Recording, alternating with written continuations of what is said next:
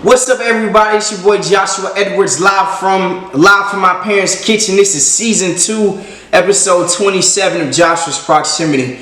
Now, before we already go ahead and get into the NFL and the Cam Newton and this and that, I want to talk about something that I have been saying since the beginning of the season, the end of last season.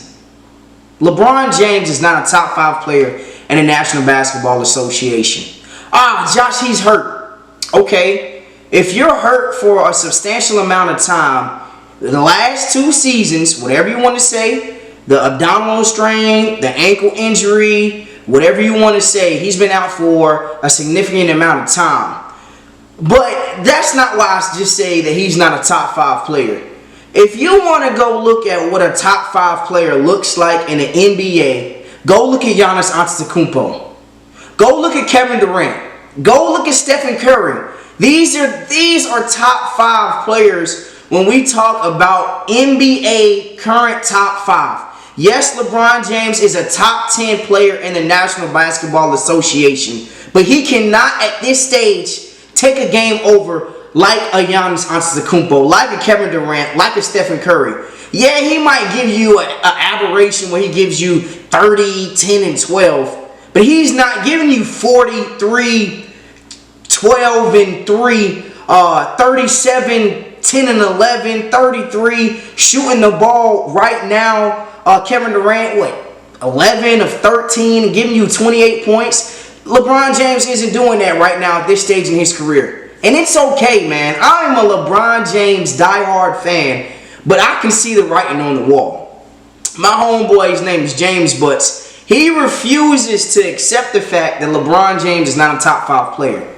And it's okay, man. He grew up a Kobe Bryant fan, and then he started to transition to the LeBron James, as Kobe got older. Recipes of Kobe Bryant. But you have to see the writing on the wall, and it's okay. Do I believe Tom Brady is a top 5 quarterback in the NFL? No. But I do believe he is a top 10. I do believe he has moments where he can still be, quote-unquote, the best player on the field. And LeBron James definitely has those bursts and those spurts of moments where he can be considered the best player on the court at any given day. But right now, as we are sitting here talking on November 18th, 12:50 p.m., LeBron James is not a top 5 player in the National Basketball Association. I got Stephen Curry above him. I got Kevin Durant. Stephen Curry really right now, if we're being honest, might be the best player in the NBA. Giannis Antetokounmpo, he's also in contention for best player in the NBA. Nikola Jokic. Who's the 5th guy that I want? I say Luka Doncic is above him. Kawhi Leonard, when he gets back healthy, could be above him. There's a couple of guys that are ahead of him on his team.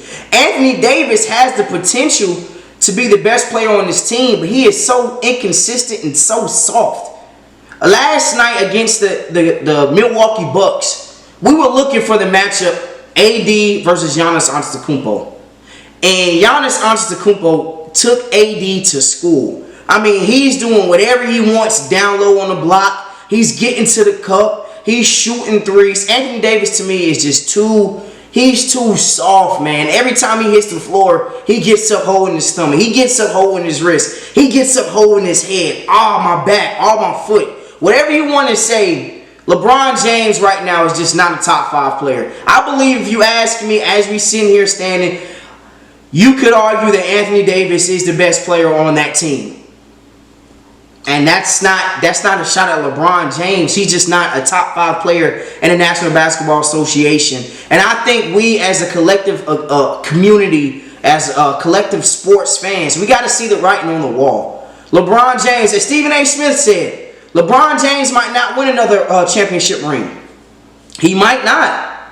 The way that the Golden State Warriors are playing, and I told y'all earlier, I said my early season MVP awards, my early season awards for the NBA, I had Stephen Curry going for MVP based off of what he did last year. And he is proving me right now, man. LeBron James, he's just not a top 5 player. But let's go ahead and transition into the NFL, man. It is NFL season. Yes, basketball season is currently going on. But who really gives a damn until it's like after Christmas or right when Christmas hits? But let's talk about Cam Newton right now, man. Alright, so I want to be clearly objective when it comes to the Cam Newton topic. When he was at New England, even, during this entire transition in last year when he got COVID, before COVID, yes, he was balling. After COVID, he was no longer a factor at the quarterback position. He got benched 2 or 3 times for Brian Hoyer. I will admit that I called Cam Newton cooked. But I did not take everything into consideration. Yes, he had COVID. He was just getting off his surgery. He still wasn't kind of acclimated to the New England Patriots system. But Cam Newton versus the Arizona Cardinals this past Sunday? Tell me my team wasn't rocking. Tell me my team, Cam Newton, didn't have them boys playing with a different type of energy that we have not had with Teddy Bridgewater, that we did not have with Sam Darnold. Tell me we wasn't balling, man. Now, this is what I will say. I stated that acquiring Teddy Bridgewater was a downgrade from Cam Newton whenever we let him go. That's all Cam Newton wanted to ask for was a shot. Matt Rule came into Carolina. He wanted to change the whole dynamics of the Carolina Panthers, man. He's been adding players from Temple. He's been drafting players from Temple, guys that he coached in Baylor, whatever you want to look at. But this is what we did know. I did say that Teddy Bridgewater wasn't that guy.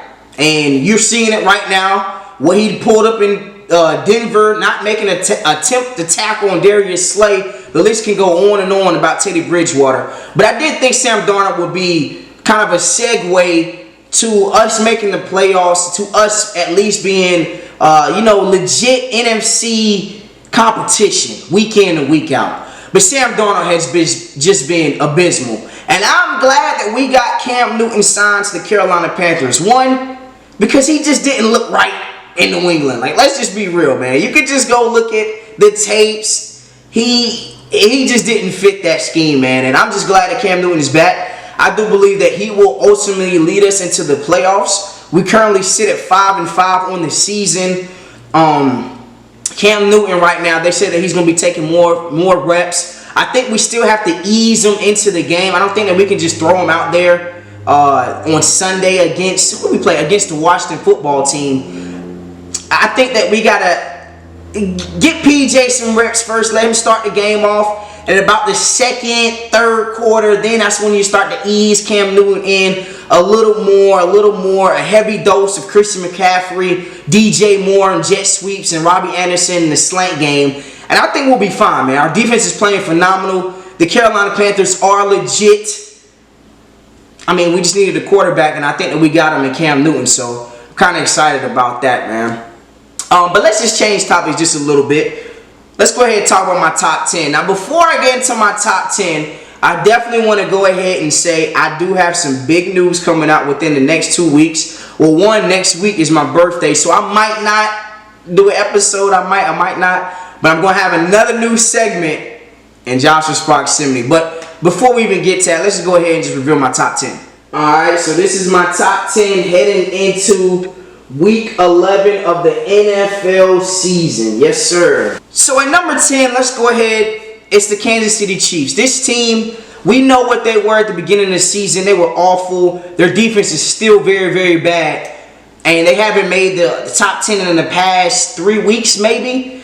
But this team is finally clicking. This team just beat the Raiders on, was it Sunday Night Football? Well, Sunday or Monday night. Sunday or Monday Night Football, it doesn't matter. They did a number on them. It was Sunday Night Football. 41-17. The Kansas City Chiefs are back in contention. They sit at top of the AFC West. They're 6-4.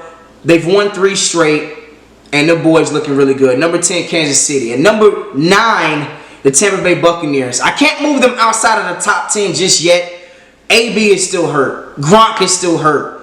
Chris Godwin is still nursing some injuries. And then their defense on the back end is decimated. But at the end of the day, they got Tom Brady. So they're still a top 10 team regardless of the situation.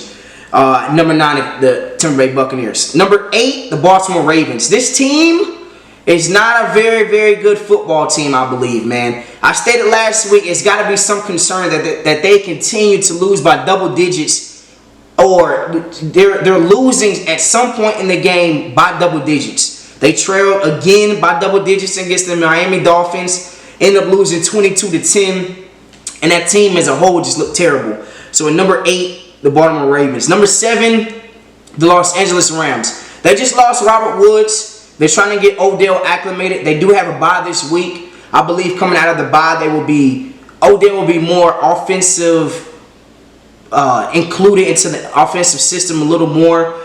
But they're not a physical team.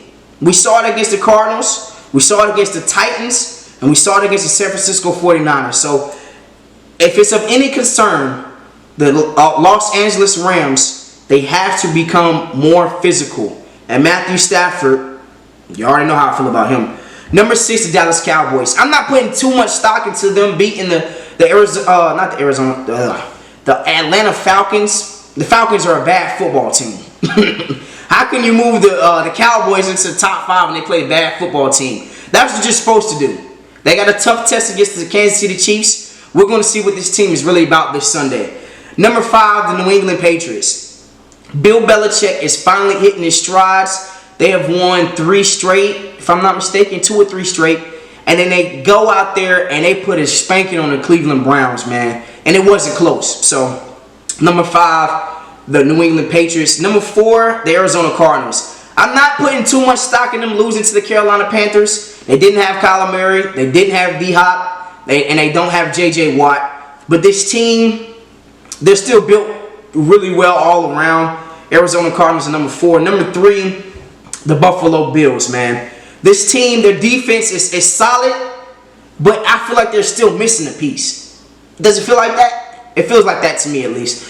The defensive ends, I feel like they have to establish more pressure. Their running game has to be stronger up front.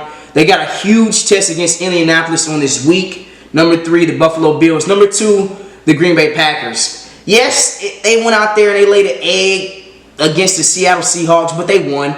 They shut out Russell Wilson for the first time in his NFL career. So at number 2, the Green Bay Packers. And at number 1, the Tennessee Titans. For whatever you want to say, that defense, Mike Vrabel, he found something, man. He has found something. And they get Derrick Henry within the next maybe 4 to 5 weeks.